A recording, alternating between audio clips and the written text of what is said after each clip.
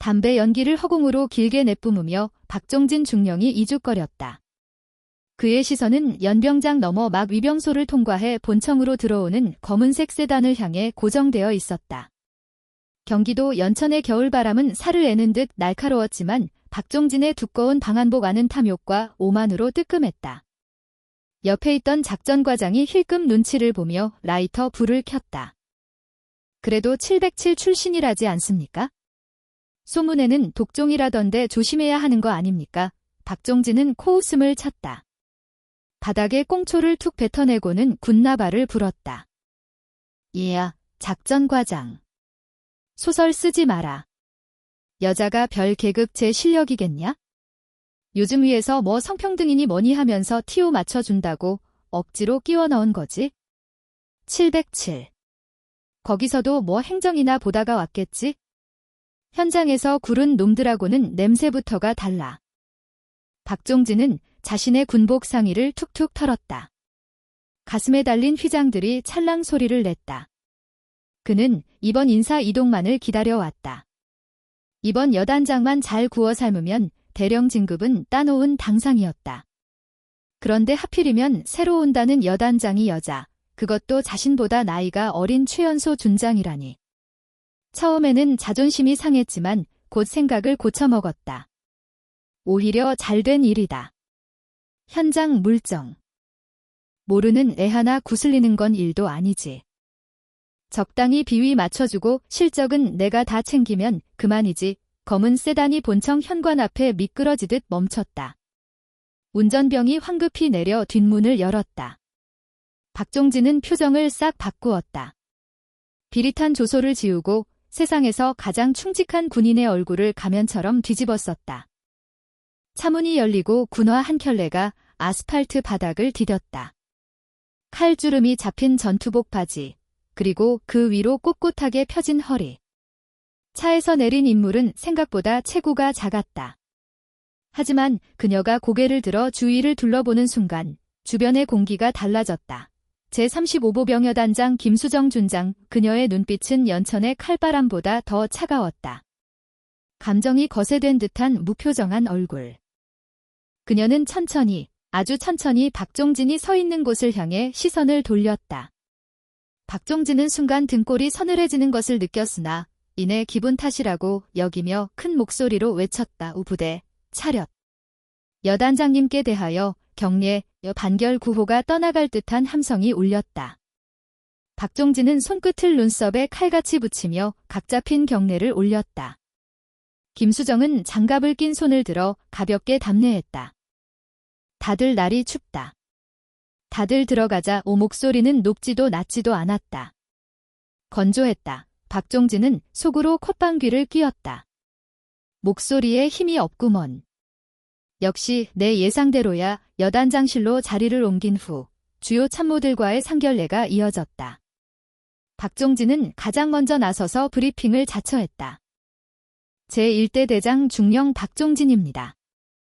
현재 우리 대대는 전군 최고의 전투준비 태세를 갖추고 있으며 작전 수행 능력 평가에서도 항상 최상위권을 유지하고 있습니다. 여단장님께서는 아무 걱정 마시고 큰 그림만 그리시면 됩니다. 세부적인 현장 지휘는 제가 완벽하게 보좌하겠습니다. 그는 은근슬쩍 자신을 과시하며 김수정의 반응을 살폈다. 김수정은 차잔을 들어 입술을 쭉쭉 빨며 박종진이 내민 보고서를 훑어보았다. 종이를 넘기는 소리만이 적막한 방 안을 채웠다. 서류상으로는 완벽하군.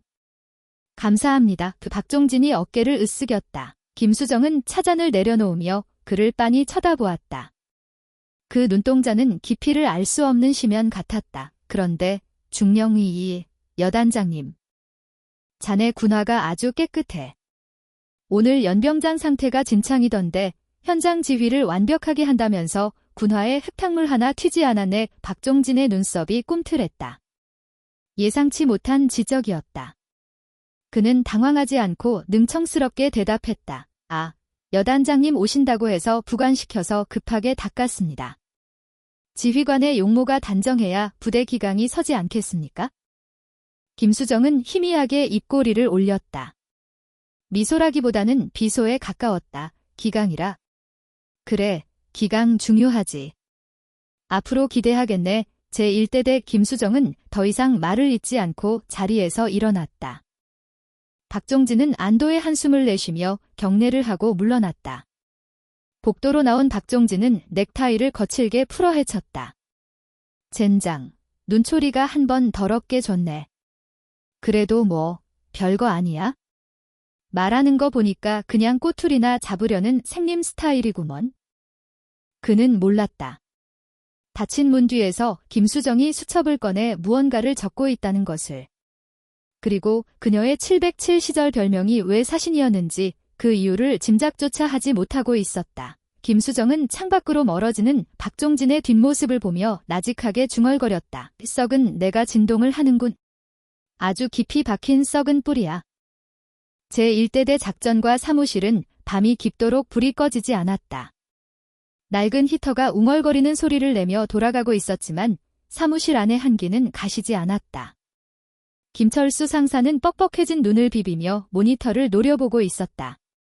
그는 지난 6달 동안 야전 교범을 만들기 위해 뼈를 깎는 노력을 했다. 기존의 교범은 연천의 독특한 지형과 기후를 반영하지 못해 실전에서 무용지. 물인 경우가 많았다. 김 상사는 병사들과 함께 산을 타고 진흙 구덩이를 구르며 데이터를 수집했다. 이것만 완성되면 병사들이 훈련 중에 다칠 확률을 획기적으로 줄일 수 있었다. 김 상사, 아직도 안 들어갔어. 갑자기 문이 벌컥 열리며 박종진 중령이 들어왔다. 술 냄새가 확 풍겼다. 김 상사는 화들짝 놀라 자리에서 일어났다. 반결. 대대장님. 아직 마무리 작업 중입니다. 이번 주 안에는 완성될 것 같습니다. 박종진은 비틀거리며 김 상사의 책상으로 다가왔다. 모니터 화면을 훑어보는 그의 눈이 탐욕스럽게 번들거렸다. 호, 이거 물건인데. 내용이 아주 실해. 역시 김 상사야. 우리 대대의 보물이라니까 과찬의 말씀입니다. 병사들이 고생하지 않게 하려면 이 정도는 해야지요. 그래, 그래? 병사들을 위하는 마음 아주 훌륭해. 그런데 말이야, 김 상사 박종진이 김 상사의 어깨에 팔을 둘렀다. 무겁고 축축한 기운이 느껴졌다. 이거 보고할 때 말이야, 자네 이름으로 올리면 위에서 제대로 봐주기나 하겠어? 부사관이 만든 거라고 하면 대충 훑어보고 서랍에 처박아 둘 게 뻔해. 김 상사는 불안한 예감이 들었다. 그게 무슨 말씀이십니까? 내 말은 이걸 내 이름으로 올리자는 거지? 대대장이 직접 연구하고 개발한 전술 교범이라고 하면 위에서도 주목할 거고, 그러면 자네 공로도 자연스럽게 인정받지 않겠어? 내가 나중에 포상 휴가 두둑하게 챙겨줄게. 김 상사의 얼굴이 굳어졌다. 이건 명백한 강탈이었다. 6달간의 피와 땀을 휴가 며칠과 바꾸라는 소리나 다름없었다. 대대장님, 죄송하지만 이건 제 군 생활의 모든 노하우를 담은 겁니다. 제 이름으로 평가받고 싶습니다. 박종진의 얼굴에서 웃음기가 싹 사라졌다. 그는 김 상사의 어깨를 쥐고 있던 손에 힘을 주었다. 김 상사, 분위기 파악 못하네. 내가 지금 부탁하는 거로 보여? 자네 장기복무 심사 때 누가 점수 주는지 잊었어? 그리고 자네 부인 관사 배정 문제 때문에 골치 아프다며. 내가 말 한마디면 해결될 일인데 굳이 어렵게 가야겠나? 협박이었다. 가장 비열하고 치졸한 협박. 김 상사는 주먹을 꽉 쥐었다. 부들부들 떨리는 손을 허벅지에 붙였다. 가장으로서 그리고 군인으로서 지켜야 할 자존심과 현실 사이에서 갈등이 폭풍처럼 몰아쳤다. 결국 김 상사는 고개를 떨구었다. 알겠습니다. 대대장님 뜻대로 하십시오. 하하. 그래, 역시 김 상사는 말이 통한다니까. 파일 USB에 담아서 내 책상 위에 올려두고 퇴근해. 박종진은 콧노래를 흥얼거리며 사무실을 나갔다. 김 상사는 텅 빈 사무실에 홀로 남겨졌다.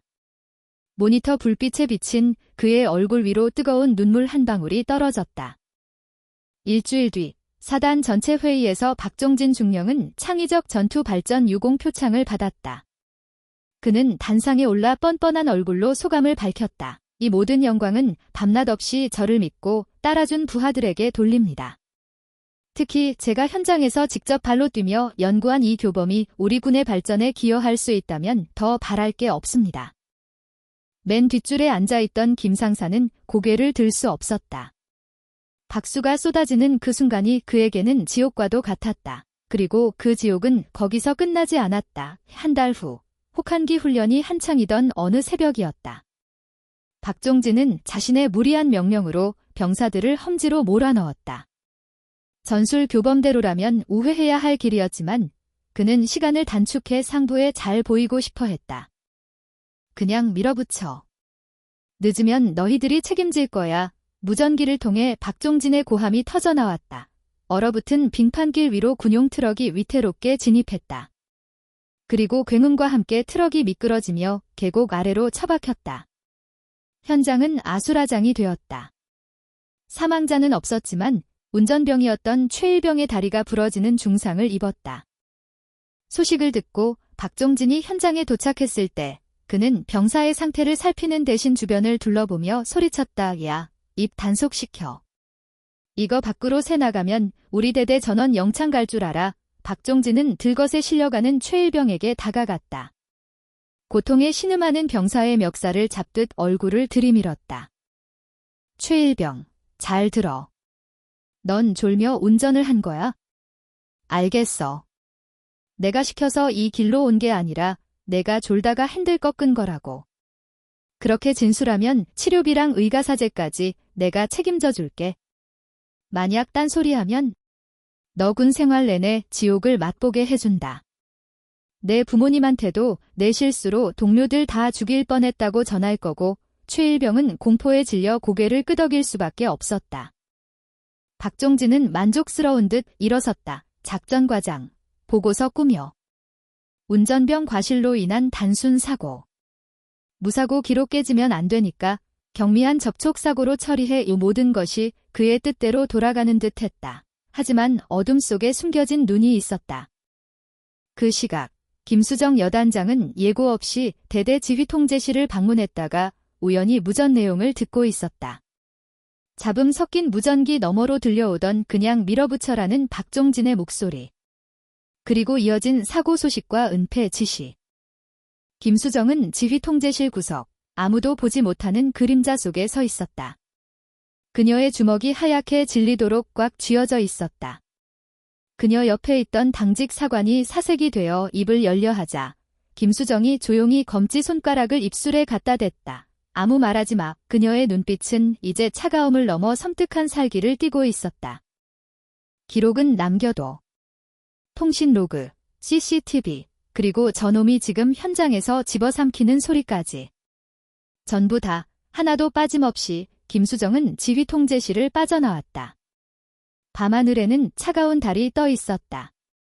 그녀는 박종진이 있는 사고 현장 쪽을 바라보며 나직하게 의중을 말했다. 박종진 중령, 자네는 군인이 아니야. 군복 입은 양아치지. 오늘 밤은 참아주마. 하지만 기대해라. 내 놈이 가장 높이 올라갔다고 생각하는 그 순간 바닥이 얼마나 깊은지 보여줄 테니. 그녀는 주머니에서 스마트폰을 꺼내 어딘가로 문자를 보냈다. 설계 시작해. 목표는 한 달 뒤 진급 심사다. 연천의 눈바람이 더욱 거세게 몰아쳤다.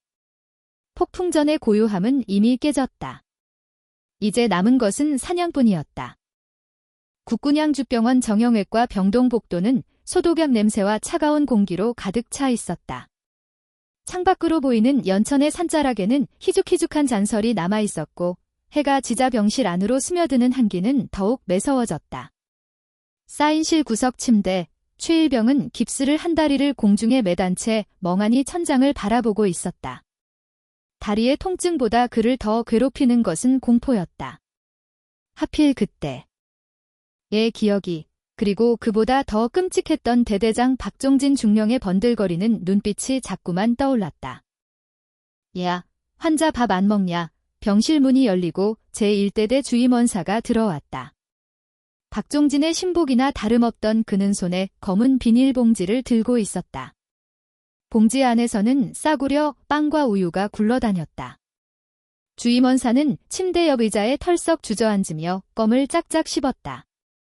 대대장님이 특별히 챙겨주라고 해서 사왔다. 감사한 줄 알아?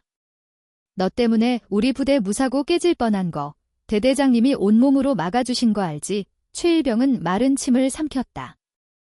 목구멍이 까칠했다. 주임원사님, 저는 정말 졸지 않았습니다. 대대장님이 무전으로 빨리 가라고 소리치셔서 어허이, 새끼가 아직도 정신 못 차렸네. 주임원사가 험악하게 인상을 쓰며 최일병의 이마를 검지로 툭툭 찔렀다. 야, 증거 있어? 무전. 그거 기록 다 지워졌어. 내가 졸아서 핸들 꺾은 거야. 우리 모두가 다 아는 사실이야. 너 자꾸 헛소리하면 의가사 제대고 뭐고 헌병대 불려서 영창 보낸다. 너희 부모님이 내가 영창 갔다는 소리 들으면 참 좋아하시겠다. 그지? 최일병의 눈시울이 붉어졌다. 억울함이 목끝까지 차올랐지만 힘없는 병사가 할 수 있는 일은 없었다. 주임원사는 킬킬거리며 빵봉지를 침대 위에 던져놓고는 일어섰다. 처신 잘해라. 대대장님 곧 대령 진급하실 분이야. 줄 잘 서야지. 주임원사가 나가고 병실에 다시 정막이 감돌았다. 최일병은 이불을 머리끝까지 뒤집어 쓰고 소리 죽여 울었다. 그때였다. 드르륵 하고 병실 문이 다시 열리는 소리가 들렸다. 또다시 주임원사가 돌아온 줄 알고 최일병은 몸을 움츠렸다. 하지만 들려온 것은 거친 군나발 소리가 아닌 또각또각하는 단정한 발소리였다. 좀 어때? 나지막하지만 깊이 있는 목소리. 최일병이 조심스럽게 이불을 내렸다. 침대 앞에는 전투복 차림의 여자가 서 있었다. 계급장은 준장. 별 하나가 형광등 불빛을 받아 서늘하게 빛나고 있었다. 여단장 김수정이었다. 최일병은 소스라치게 놀라 일어나려 했다. 단결. 여단장님, 김수정은 손을 들어 그를 제지했다. 누워있어. 환자가 무슨 경례인가? 그녀는 주임원사가 앉았던 의자에 앉지 않고 서서 병실을 둘러보았다. 침대 위에 덩그러니 놓인 빵봉지를 보는 그녀의 눈매가 가늘어졌다. 밥은 입에 맞나보구나. 빵, 도 먹고. 아닙니다. 주임원사님이. 최일병은 말을 잇지 못했다. 김수정은 천천히 최일병에게 다가갔다. 그리고 깁스 위에 놓인 그의 손을 잠시 바라보았다. 떨리고 있는 손. 최일병, 자네 어머니와 통화는 했나? 아직 못했습니다. 걱정하실까봐. 그래. 부모 마음이 다 그렇지. 그런데 최일병, 세상에는 덮으려 해도 덮어지지 않는 게 있어? 냄새 나는 건 언젠가 밖으로 새어나오기 마련이지. 김수정은 주머니에서 작은 쪽지를 꺼내 최일병의 손에 쥐어주었다. 내 개인 직통 번호다. 밤이든 새벽이든 상관없어.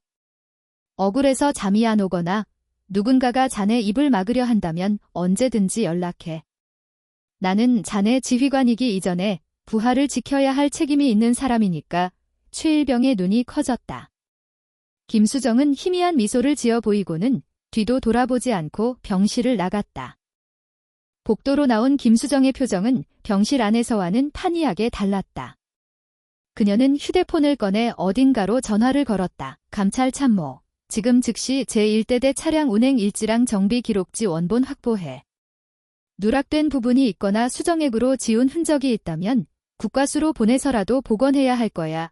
그녀의 눈은 먹잇감을 노리는 맹수처럼 번뜩였다. 한편 제1대 대장실은 축제 분위기였다. 박종진 중령은 김수정이 병원을 다녀간 줄은 꿈에도 모른 채 김철수 상사가 만든 전술 교범으로 사단장 표창을 받은 것을 자축하고 있었다. 하하. 역시 김 상사야. 자네 덕분에 내 어깨가 아주 으쓱해졌어. 사단장님이 아주 극찬을 하시더구먼. 박종진은 소파에 앉아 양주를 홀짝이며 김 상사를 불렀다. 김 상사는 굳은 표정으로 서 있었다. 그의 손에는 너덜너덜해진 야전 수첩이 들려 있었다. 대대장님, 약속하신 병사들 휴식 여건 보장 문제는, 그거? 얘야, 지금 그게 중요해. 곧 있으면 내 진급 심사 발표야. 대령 달면 내가 알아서 다 해준다니까. 자네는 왜 그렇게 융통성이 없어? 박종진은 인상을 찌푸리며 술잔을 탁 내려놓았다. 그리고 김상사, 이번에 여단 전술 훈련 평가 있는 거 알지? 거기서 우리 대대가 무조건 1등 해야 돼. 자네가 작전과장이랑 붙어서 시나리오 좀 완벽하게 짜봐. 이번에도 내 이름으로 올릴 거니까 신경 좀 쓰고. 또다시 강요였다. 김상사의 입술이 파르르 떨렸다. 대대장님, 이번 교범건도 그렇고 더 이상은 힘듭니다. 저도 제 업무가 있고 뭐 힘들다고? 야야, 김철수. 너 지금 나한테 반항하냐? 내가 오냐 해주니까 기어오르는 거야. 박종진이 벌떡 일어나 김상사의 멱살을 잡았다. 술 냄새가 확 끼쳤다. 너 장기복무 심사 때 내가 부적합 의견 하나만 달면 어떻게 되는지 알지? 내 마누라 관사에서 쫓겨나고 내 자식들 길바닥에 나앉게 해줄까? 그때였다. 노크 소리와 함께 대대장실 문이 열렸다. 대대장님, 여단장님께서 순시 오셨습니다. 당직병의 다급한 목소리에 박종진은 화들짝 놀라 김상사의 멱살을 놓았다. 그는 황급히 온매무새를 다듬고 책상 위에 있던 양주병을 서랍에 처박았다. 김상사는 거친 숨을 몰아쉬며 뒤로 물러났다. 바쁜 모양이군, 박중영. 김수정이 여단장 지휘봉을 옆구리에 끼고 유유히 들어왔다. 그녀의 시선이 헝클어진 김상사의 옷깃과 박종진의 붉어진 얼굴을 빠르게 훑었다. 방 안에는 미처 환기되지 않은 양주 냄새가 맴돌고 있었다. 반결. 여단장님. 연락도 없이 갑자기 내 부하들 잘하고 있나 궁금해서 와봤지? 연락하고 오면 자네가 청소하느라 고생할 거 아닌가? 김수정은 소파에 앉으며 김상사를 바라보았다. 김상사, 표정이 안 좋아 보이네. 어디 아픈가? 김상사는 고개를 숙였다. 아닙니다. 그냥 좀 피곤해서 그렇군. 이번에 박중영이 냈다는 그 전술교범, 자네가 옆에서 많이 도왔다지. 내용이 아주 훌륭하던데 박종진이 눈치 없이 끼어들었다. 하예. 김상사가 데이터 정리를 좀 도와줬습니다. 하지만 핵심 아이디어랑 전술 체계는 제가 밤새워가며 밤을 새웠지요. 김수정이 말을 끊고 박종진을 빤히 쳐다보았다. 자네 얼굴은 아주 화하군. 그래, 밤샘 작업한 사람치고는 피부가 아주 좋아. 비결이 뭔가? 나도 좀 배우고 싶네. 박종진의 얼굴이 굳어졌다. 칭찬인지 빈정대는 것인지 알 수 없는 말투였다. 하지만 그는 억지 웃음을 지으며 넘겼다. 타고난 체력 아니겠습니까? 하하, 김수정은 자리에서 일어났다. 그리고 나가기 전 박종진에게 한마디를 던졌다. 너무 무리하지 마, 박중영. 높이 올라가려면 날개가 튼튼해야지. 남의 깃털 뽑아서 붙인 날개는 바람 한 번 불면 다 떨어지는 법이야. 박종진은 그 말의 의미를 곱씹을 새도 없었다. 김수정이 나가자마자 그는 다시 김상사에게 화풀이 했다. 맞지? 여단장도 내 능력 인정하는 거 너 입 단속 잘해. 딴소리 새어나가면 죽을 줄 알아? 하지만 박종진은 보지 못했다. 김수정이 나갈 때 김상사의 손을 아주 잠깐, 그러나 강하게 쥐었다는 것을. 그리고 김상사의 주머니 속에 작은 USB 하나가 쥐어졌다는 것을. 그날 밤 김상사는 관사 베란다에서 담배를 피우며 USB를 만지작거렸다. 그 안에는 김수정이 남긴 짧은 메모가 들어있었다. 더 이상 참지 마십시오. 당신의 명예는 당신이 지키는 겁니다. 제가 돕겠습니다. 준비가 되면 신호를 보내주십시오. 김상사는 밤하늘을 올려다보았다. 연천의 별들이 유난히 시리게 빛나고 있었다. 그는 결심한 듯 담배를 비벼 껐다. 일주일 뒤 국방부에서 정기 진급 예정자 명단이 발표되었다. 제5보병사단 전체가 술렁거렸다. 제1대 대장 박종진 중령의 이름이 대령 진급 예정자 명단 가장 첫 줄에 올라와 있었기 때문이었다고 봤냐? 맞아. 내가 된다고 했잖아. 박종진은 대대장실에서 만세를 불렀다. 작전과장과 주임원사가 득달같이 달려와 아부를 떨었다. 축하드립니다. 대대장님. 아니, 이제 연대장님 되시는 겁니까? 당연하지. 아, 기분이다. 오늘 회식은 내가 쏜다. 전 간부 소집해. 박종진은 세상을 다 가진 기분이었다. 그동안의 불안감, 김수정 여단장의 묘한 압박감 따위는 순식간에 사라졌다. 역시 군대는 실적이고 라인이었어. 그는 자신이 만들어낸, 사실은 훔쳐낸 완벽한 서류상의 실적이 자신을 구원했다고 믿었다. 회식 자리는 왕자 행세였다. 연천 시내의 가장 비싼 고깃집을 통째로 빌린 박종진은 넥타이를 머리에 두르고 노래를 불렀다. 야, 김상사, 너도 한잔해. 너 덕분에 내가 별을 달겠다. 야, 박종진은 술에 취해 김상사의 등에 억지로 술을 부었다. 김상사는 묵묵히 그 모욕을 견뎌냈다. 주변의 장교들은 박종진의 비위를 맞추느라 정신이 없었다. 대대장님, 근데 여단장님은 반응이 어떻습니까? 축하한다는 말씀 없으셨습니까? 작전과장의 질문에 박종진이 콧방귀를 뀌었다. 그 여자. 아까 전화 왔더라. 축하한다고. 근데 목소리가 아주 기어 들어가던데. 내가 대령 달고 나면 자기랑 계급 차이도 얼마 안 나니까 긴장 타는 거지. 707. 웃기고 있네. 여기는 보병 부대야. 총질이나 잘한다고 지휘가 되는 줄 아나. 그는 거침이 없었다. 이미 마음속으로 그는 장군이 되어 있었다. 다음 날 아침, 김수정 여단장의 호출이 있었다. 박종진은 숙취가 남은 머리를 흔들며 여단장실로 향했다. 어제와는 달리 발걸음이 당당했다. 이제 자신은 진급 예정자였고 김수정도 함부로 대할 수 없는 존재가 되었다고 생각했다. 단결. 부르셨습니까? 김수정은 책상에 앉아 서류를 보고 있었다. 그녀는 고개를 들지 않고 손짓으로 소파를 가리켰다. 함께 앉게. 진급 축하해 감사합니다. 다 여단장님의 훌륭한 지도 편달 덕분입니다. 입에 발린 소리가 술술 나왔다. 김수정은 그제야 고개를 들었다. 그녀의 표정은 평소와 다름없이 차분했지만 눈가에는 알 수 없는 기류가 흘렀다. 자네가 우리 여단의 자랑이야. 사단장님께서도 자네 칭찬을 많이 하시더군. 전술 교범부터 무사고 기록까지 흠잡을 데가 없다고 과찬이십니다. 저는 그저 군인으로서 해야 할 일을 했을 뿐입니다. 그래서 말인데 박중영. 이번 진급 신고식은 좀 특별하게 하고 싶네. 자네가 우리 부대에서 배출한 첫 대령 진급자 아닌가?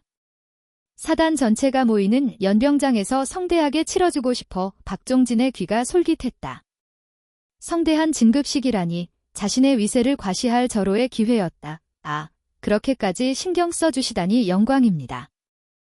그리고 내가 자네를 위해 아주 특별한 선물을 준비했네. 자네의 그동안의 노고와 업적을 담은 영상을 만들고 있어.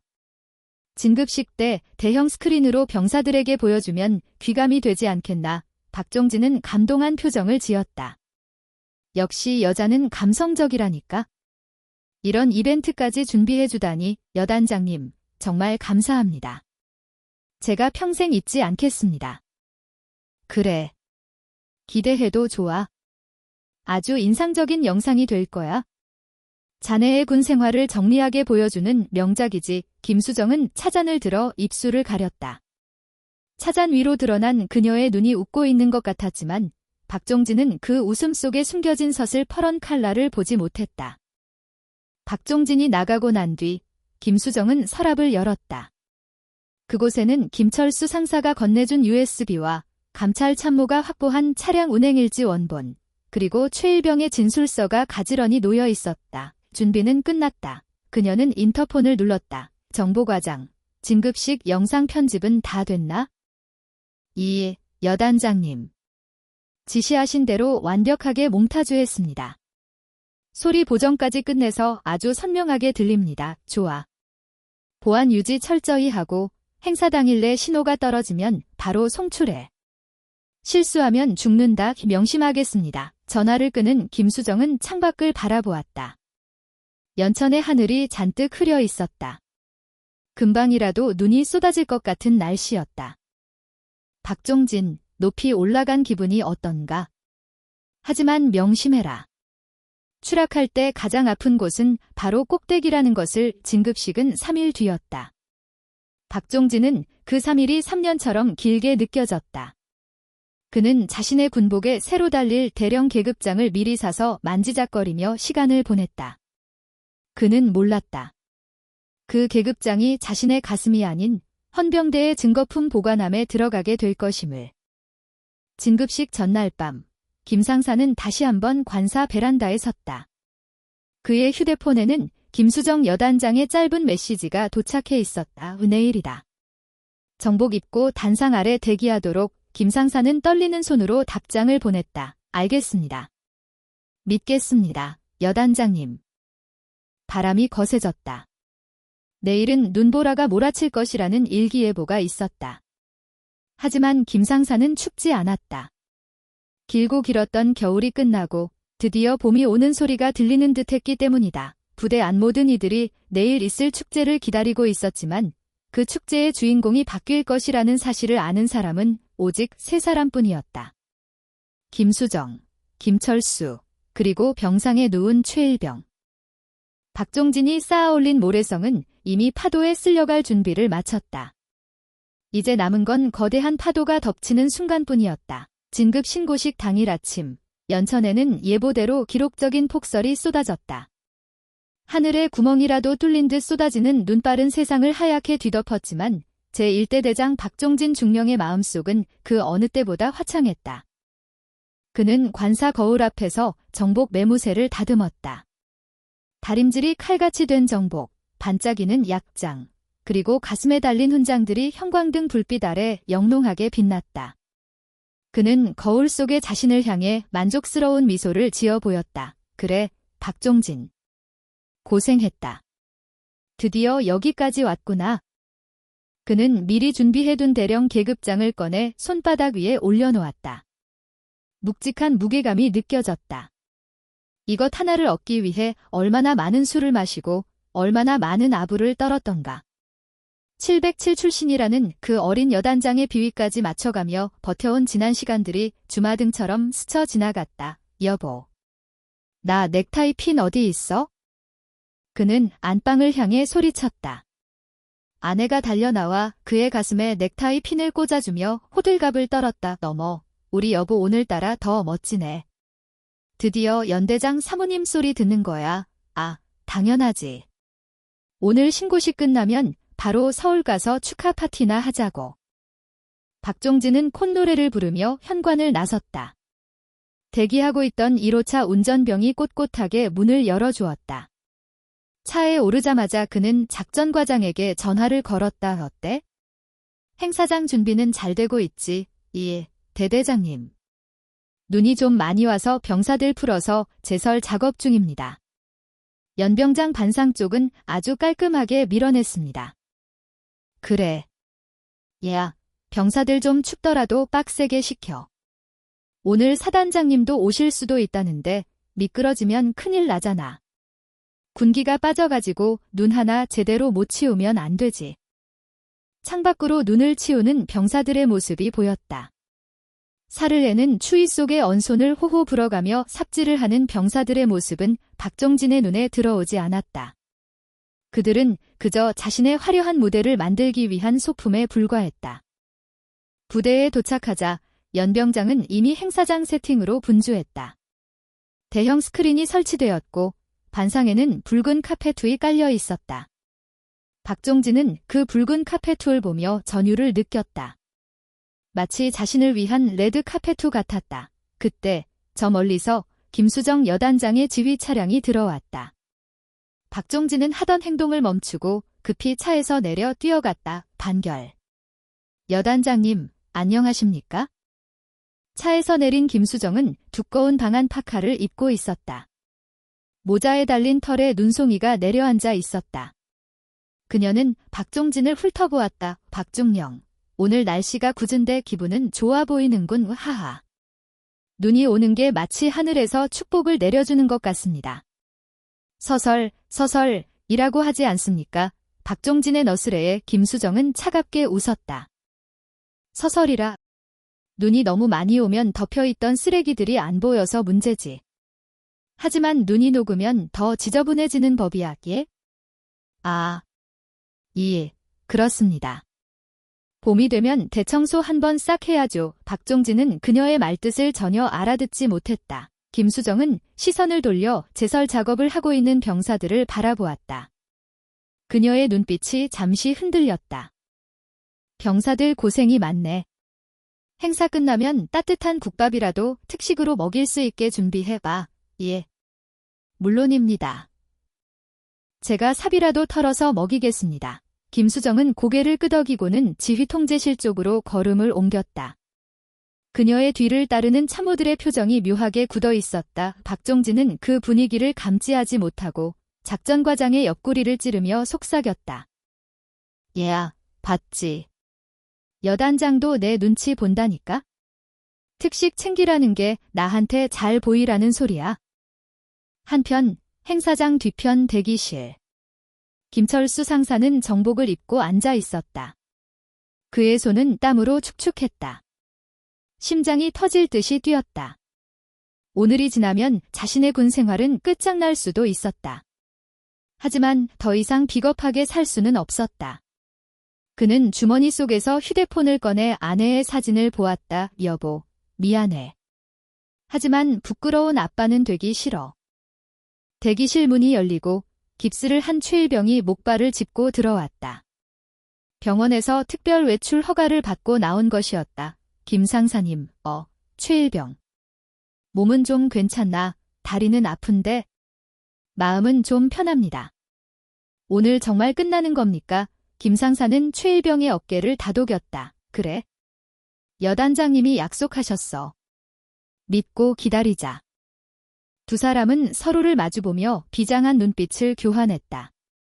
밖에서는 군악대의 팡파르가 연주되는 소리가 들려왔다. 그 소리가 마치 전쟁터로 나가는 출정 나팔 소리처럼 들렸다. 시간은 흘러 행사 시작 10분 전이 되었다. 연병장에는 전 병력이 도열했다. 하얀 눈밭 위에 선 국방색 물결. 병사들은 추위에 떨고 있었지만 단상 위는 열기로 가득했다. 사단 주요 지휘관들과 내빈들이 자리에 앉았고 박종진은 주인공석에 앉아 거만하게 다리를 꼬았다. 김수정 여단장이 단상 중앙에 섰다. 그녀는 마이크를 잡지 않고 단상 아래 도열한 병사들을 천천히 둘러보았다. 수천 개의 눈동자가 그녀를 향해 있었다. 다들 춥지. 마이크를 통하지 않은 그녀의 음성이 묘하게 짤랑짤랑 울렸다. 조금만 참아라. 오늘은 추위를 녹일 만큼 아주 뜨거운 불꽃놀이를 준비했으니. 박종진은 그 말을 듣고 혼자 킬킬거렸다. 불꽃놀이라니? 내 진급 축하 폭죽을 말하는 건가?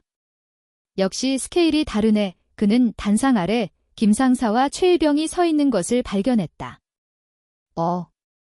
저것들 왜 여기 와 있어? 작전과장에게 물으려던 찰나 사회자의 목소리가 스피커를 찢을 듯 울려 퍼졌다. 지금부터 제1대 대장 박종진 중령의 진급 축하 및 우수부대 표창 수여식을 거행하겠습니다. 부대 차력 행사가 시작되었다. 눈보라는 더욱 거세졌고 박종진의 운명을 가를 시계 바늘은 정오를 향해 가고 있었다. 그는 자신이 서 있는 곳이 레드카펫 위 아니라 단두대라는 사실을 까맣게 모른 채 환하게 웃으며 자리에서 일어났다. 애국가 제창. 웅장한 음악과 함께 태극기가 개양되었다. 박종진은 가슴에 손을 얹고 애국가를 불렀다.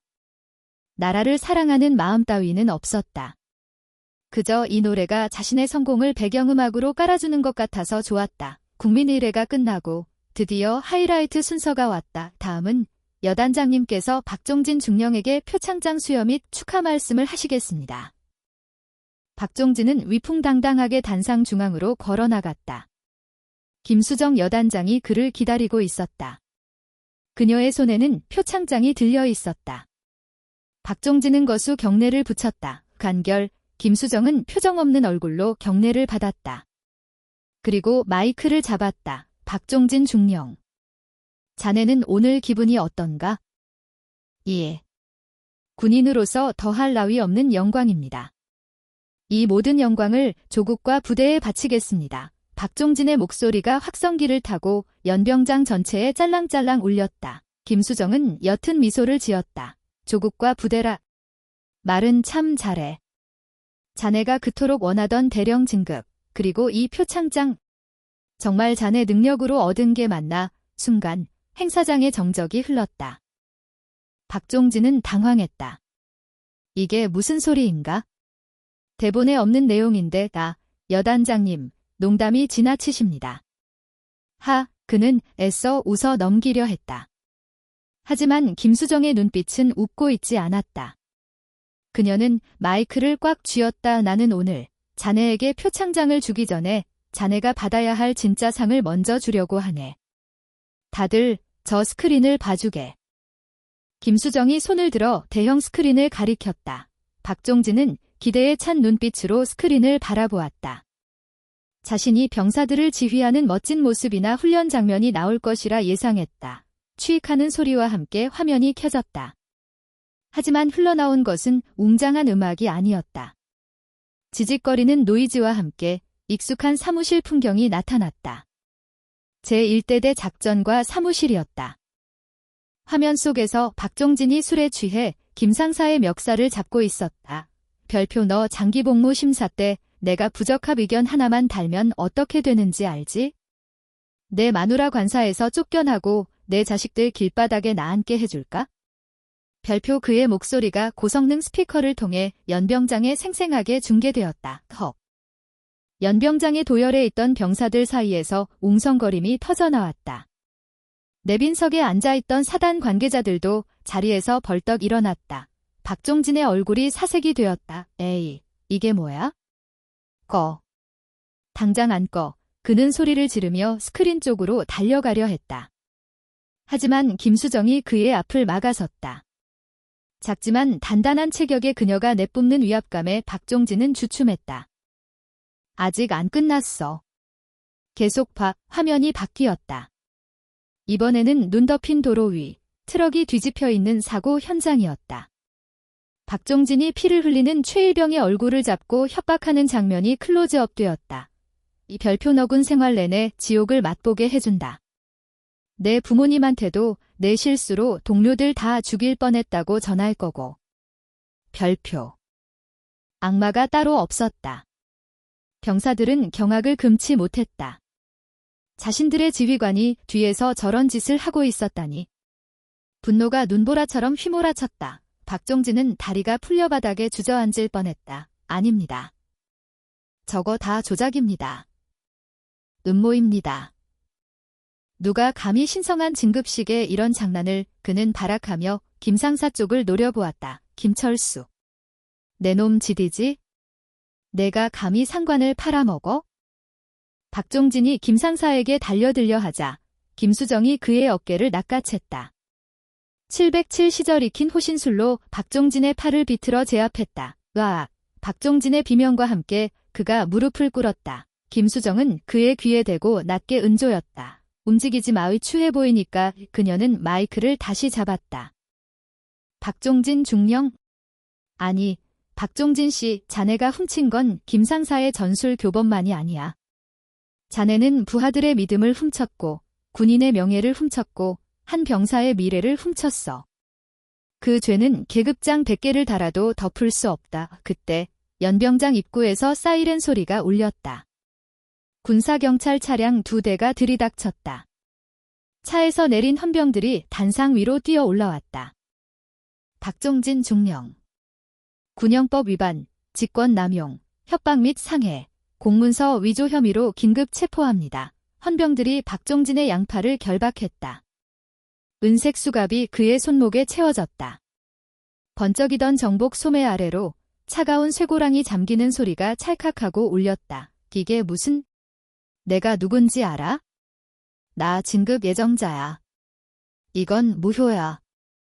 박종진은 끌려가면서도 고래고래 소리를 질렀다. 하지만 그를 바라보는 시선은 경멸과 조소뿐이었다. 김수정은 끌려가는 박종진을 향해 마지막 한마디를 던졌다. 자네가 좋아하던 그 영상, 헌병대 조사실에서도 질리도록 보게 될 거야. 가서 죄값 똑똑히 치러라. 박종진이 헌병차에 실려 사라지자 연병장에는 정막이 감돌았다. 눈발은 여전히 거세게 날리고 있었다. 김수정은 흐트러진 옷매무새를 다듬고 단상 아래를 바라보았다. 김철수 상사, 최민수 일병. 단상 위로 올라와 두 사람은 쭈뼛거리며 단상 위로 올라왔다. 김수정은 박종진이 받기로 했던 표창장을 찢어버리고 자신의 품에서 새로운 상장을 꺼냈다. 이 표창장은 원래 주인에게 돌아가야겠지? 김철수 상사, 자네의 전술교범은 우리 군의 소중한 자산이다. 그 노고에 깊이 감사한다. 김수정이 김상사에게 경례를 했다. 김상사는 참았던 눈물을 터뜨리며 막 경례를 했다. 반결. 감사합니다. 감사합니다.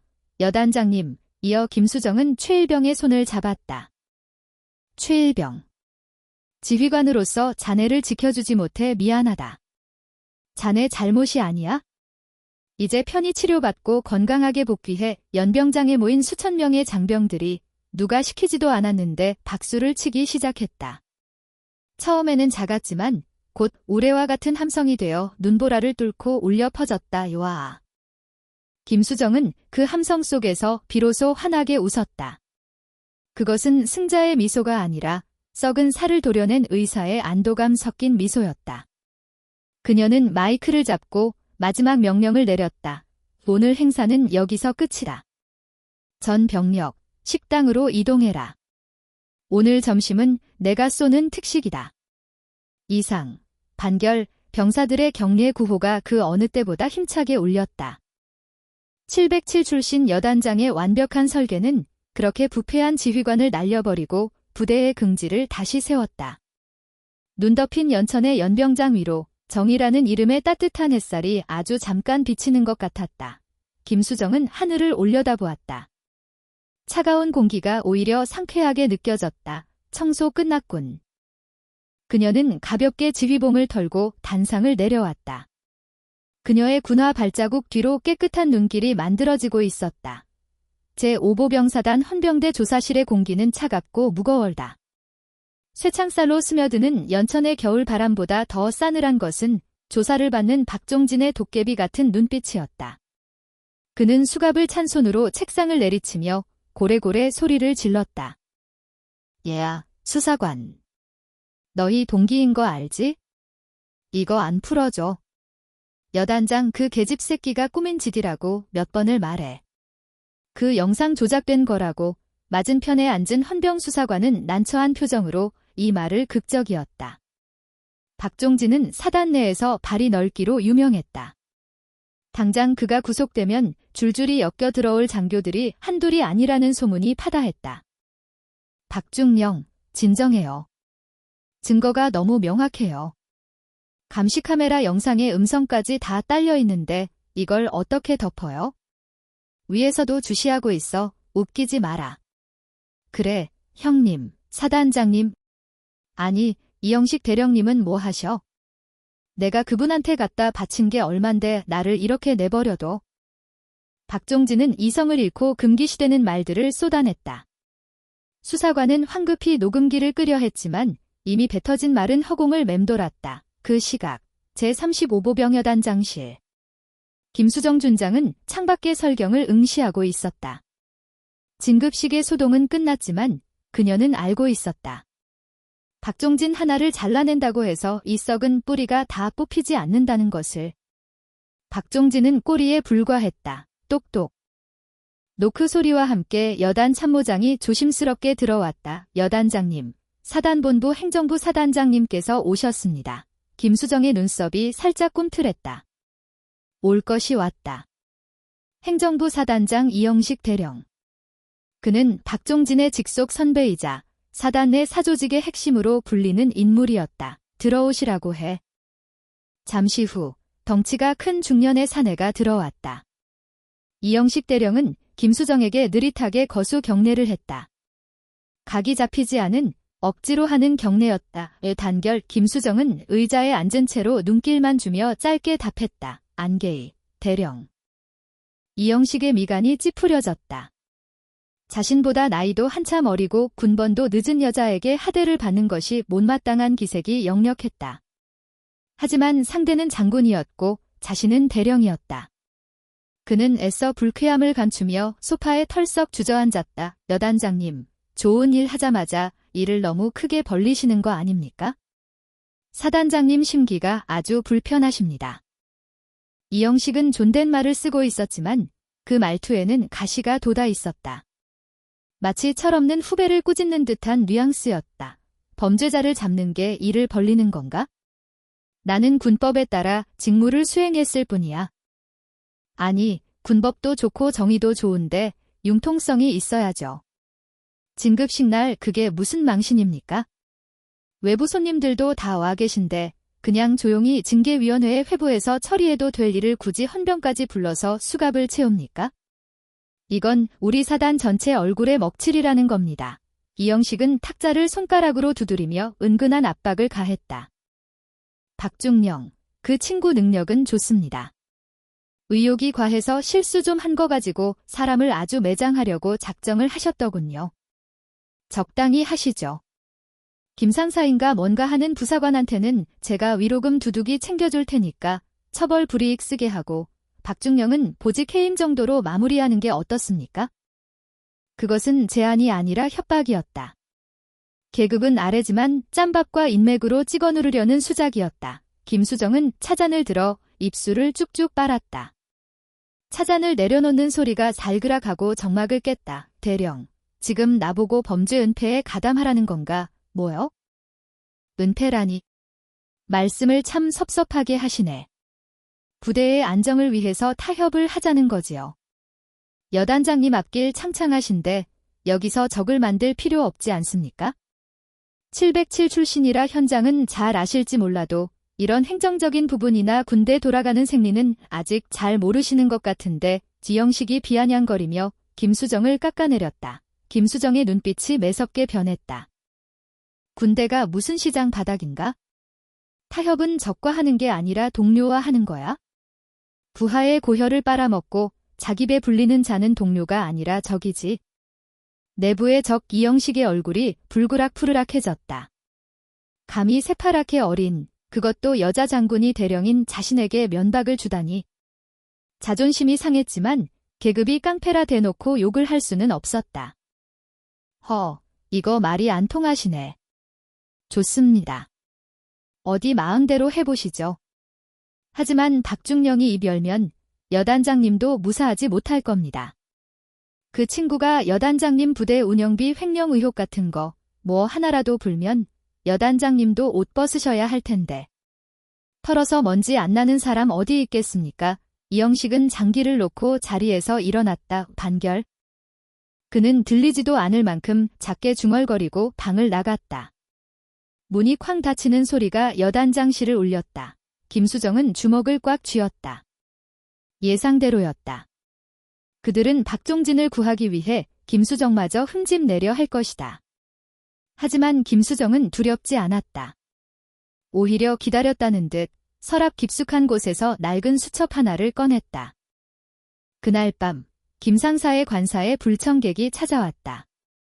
박종진의 측근이었던 제1대대 중대장들이었다. 그들은 술 냄새를 풍기며 김상사의 현관문을 두드렸다. 김상사, 문 좀 열어봐. 우리끼리 술이나 한잔 하자고. 김상사는 공포에 질려 문을 열지 못했다. 밖에서는 쿵쿵거리는 소리와 함께 욕설이 들려왔다.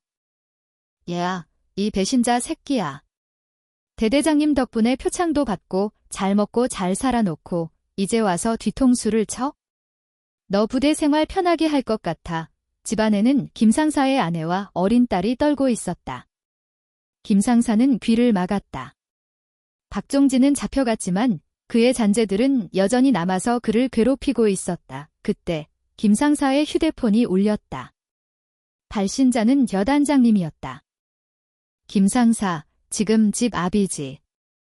두려워하지 마. 문 열지 말고 가만히 있어. 여단장님, 저들이 내가 처리한다. 1분만 기다려. 전화가 끊어지고 곧이어 밖에서 날카로운 호각 소리와 함께 군나발 소리가 들렸다. 여단 헌병대다. 현시각부로 귀관들을 직권 남용 및 협박 혐의로 연행한다. 뭐야? 이거 안 돼. 우리가 누군지 알아? 소란스러운 소리가 잠시 이어지더니 이내 잠잠해졌다. 김 상사가 조심스럽게 인터폰 화면을 보자 헌병들이 난동을 부리던 중대장들을 제압하여 끌고 가는 모습이 보였다. 그리고 그 뒤에 김수정이 서 있었다. 그녀는 인터폰 카메라를 향해 고개를 끄덕여 보였다. 안심하라는 신호였다. 김 상사는 그 자리에 주저앉아 안도의 눈물을 흘렸다. 김수정은 끌려가는 중대장들을 보며 차갑게 중얼거렸다. 이 썩은 가지를 쳐냈더니 뿌리에서 독버섯이 올라오는군. 좋아. 다 캐주마. 그녀는 휴대폰을 꺼내 어딘가로 문자를 보냈다. 2단계 작전 개시. 목표는 행정부 사단장 이영식, 박종진이 믿고 있던 동아줄. 그 줄을 끊어버릴 차례였다. 김수정은 밤하늘을 올려다보았다. 눈은 그쳤지만 어둠은 더욱 짙어져 있었다. 그러나 그녀는 알고 있었다. 어둠이 짙을수록 별은 더 밝게 빛난다는 것을. 그녀의 어깨에 달린 별 하나가 유난히 서늘하게 빛나고 있었다. 다음 날 사단 전체에 비상이 걸렸다. 제1대 대장 박종진 중령의 횡령 및 뇌물수수 혐의에 대한 대대적인 감사가 시작되었기 때문이다. 김수정의 요청으로 육군본부 감찰팀이 직접 내려왔다. 사단본부는 발칵 뒤집혔다. 이영식 대령은 안절부절 못하며 자신의 사무실을 서성거렸다. 박종진이 어디까지 입을 열었는지 알 수 없었다. 그는 떨리는 손으로 박종진의 면회를 신청했다. 입을 단속시켜야 했다. 헌병대 면회실. 유리벽을 사이에 두고 이영식과 박종진이 마주 앉았다. 박종진은 하루 사이에 10년은 늙은 것 같았다. 대령님, 저 좀 꺼내주십시오. 시키는 대로 다 했지 않습니까? 이영식은 주위를 두리번거리며 목소리를 낮췄다. 조용히 해. 이 친구야. 지금 감찰팀 내려와서 난리 났어. 자네, 내 이름은 거론 안 했지? 내 계좌로 돈 보낸 거, 그거 그냥 빌려준 거라고 했지. 박종진의 눈이 흔들렸다. 그는 믿었던 선배가 자신을 구해주기는커녕 꼬리 자르기를 하려 한다는 것을 직감했다. 그게 무슨 말씀이십니까? 제가 덮어쓰고 가라는 겁니까? 저 혼자 못 죽습니다. 대령님이 진급 로비 자금 필요하다고 해서 제가 부대 운영비 삥 뜯어서 상납한 거 장부에 다 적어놨습니다. 뭐? 장부. 얘야, 이 미친놈아.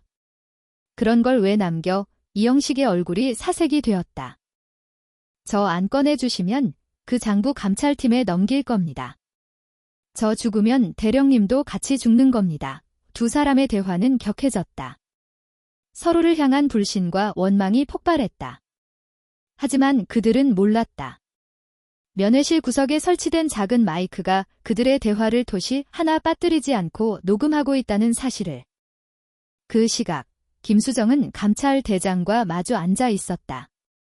책상 위에는 박종진이 숨겨두었던 비밀 장부의 사본이 놓여 있었다. 사실 김수정은 이미 박종진의 관사를 압수수색하여 그 장부를 확보한 상태였다.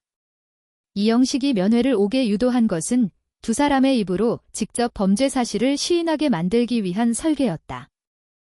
이영식 대령과 박종진 중령, 두 사람의 연결고리는 이 장부와 방금 확보한 녹취록으로 완벽하게 증명되었습니다. 김수정의 말에 감찰대장은 고개를 끄덕였다. 대단하십니다.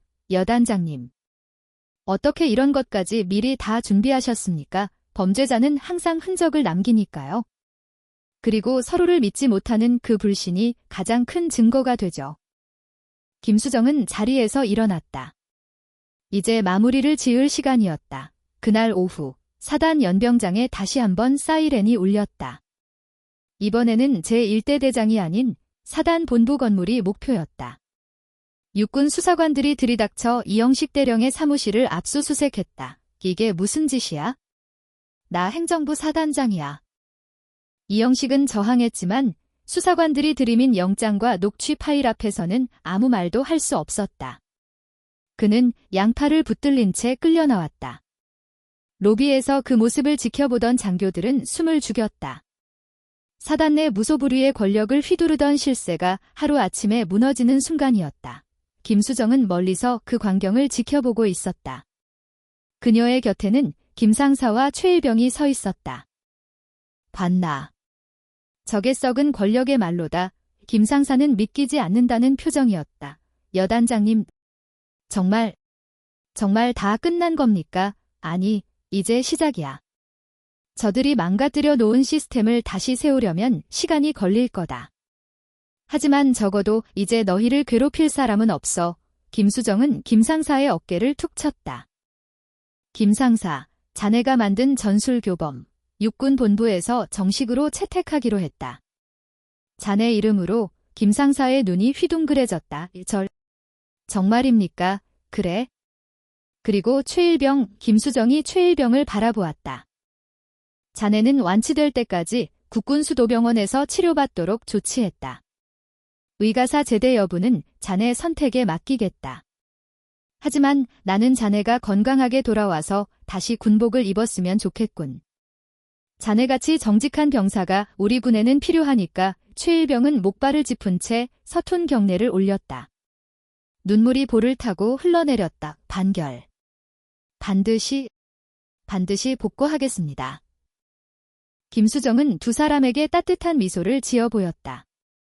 그 미소는 진급식 날 보여주었던 서늘함과는 다른 진짜 지휘관의 온기가 담긴 미소였다. 며칠 뒤 연천에는 다시 봄을 알리는 따뜻한 햇살이 내리쬐었다.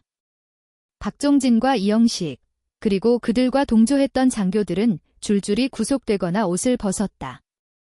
제5보병사단은 큰 홍역을 치렀지만 그만큼 더 단단해지고 있었다. 김수정은 여단장실 창문을 활짝 열었다. 신선한 공기가 밀려 들어왔다. 탁한 먼지가 사라진 연병장에서 병사들이 힘차게 구보를 하고 있었다. 그들의 구령소리가 생동감 있게 울려 퍼졌다. 하나, 둘, 셋, 넷. 김수정은 책상 위에 놓인 자신의 명패를 바라보았다. 여단장 준장 김수정, 그 이름의 무게가 새삼스럽게 느껴졌다. 이제야 숨 좀 쉬겠군. 그녀는 커피를 한 모금 마셨다. 707 시절적의 심장에 총구를 겨누던 때보다 펜과 법으로 부패를 도려내는 지금이 더 짜릿했다. 그녀의 전쟁은 끝났지만 또 다른 의미의 평화를 지키기 위한 싸움은 계속될 것이다. 그녀의 시선이 벽에 걸린 부대 마크, 열쇠 모양의 엠블럼에 머물렀다. 굳게 닫힌 두려움의 문을 여는 열쇠 후 그녀는 자신이 그 열쇠가 되리라 다짐했다. 단결. 그녀는 허공을 향해 조용히 그러나 단호하게 경례 구호를 외쳤다. 완벽한 설계가 완성되는 순간이었다. 연천의 산자락에 진달래가 피기 시작했다. 겨울 동안 부대를 뒤덮고 있던 무거운 공기와 포연은 언제 그랬냐는 듯 사라지고 제5보병사단 제35보병여단에는 완연한 봄 기운이 감돌았다. 하지만 계절의 변화보다 더 놀라운 것은 부대 안의 공기였다. 제1대대 식당.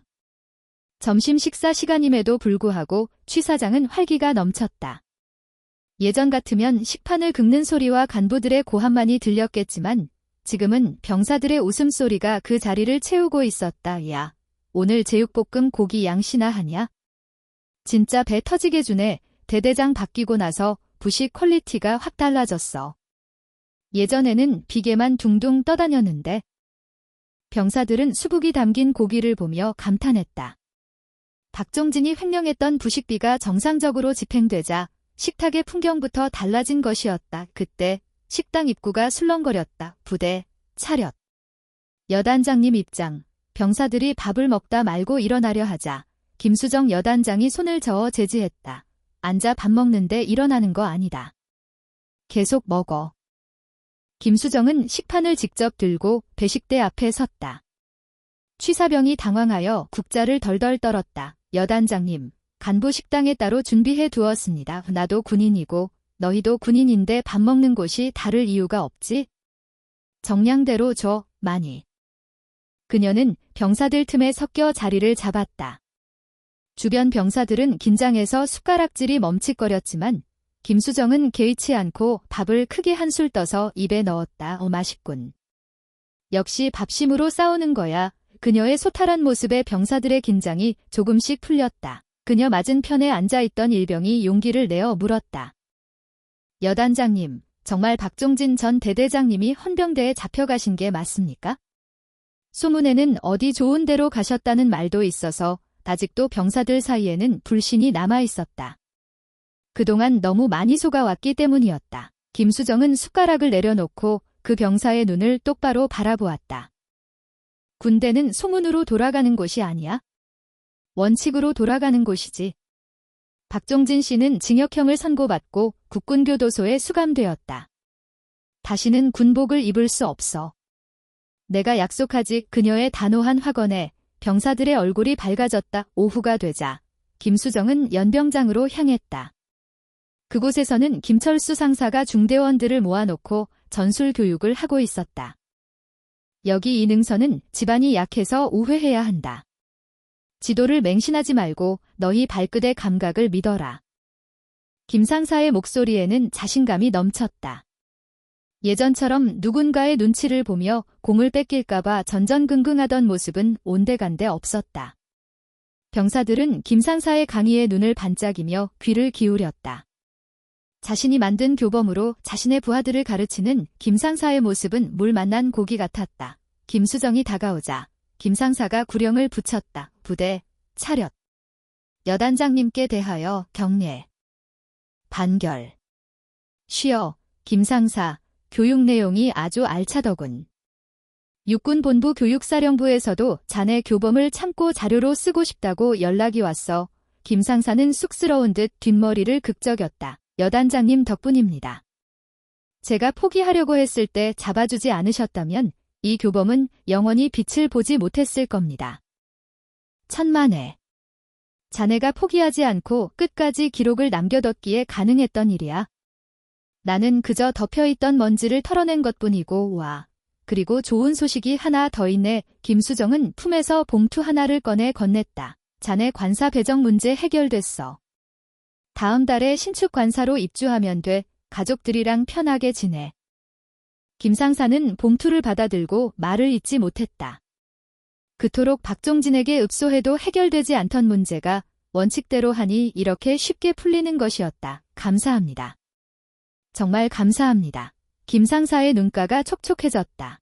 김수정은 미소를 지으며 그의 어깨를 두드렸다. 가장은 집이 편해야 박에서도 일을 잘하는 법이지.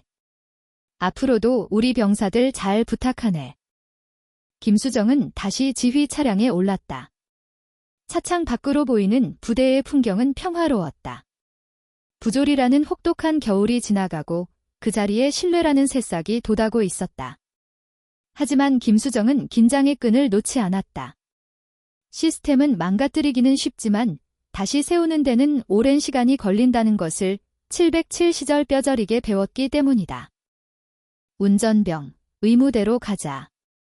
확인할 게 있어. 그녀의 다음 행선지는 부대 의무부였다. 아직 아물지 않은 상처를 보듬는 것, 그것이 지휘관의 마지막 의무였다. 그리고 다시 6달이 흘렀다. 연천의 들판이 황금비드로 물드는 가을이 왔다.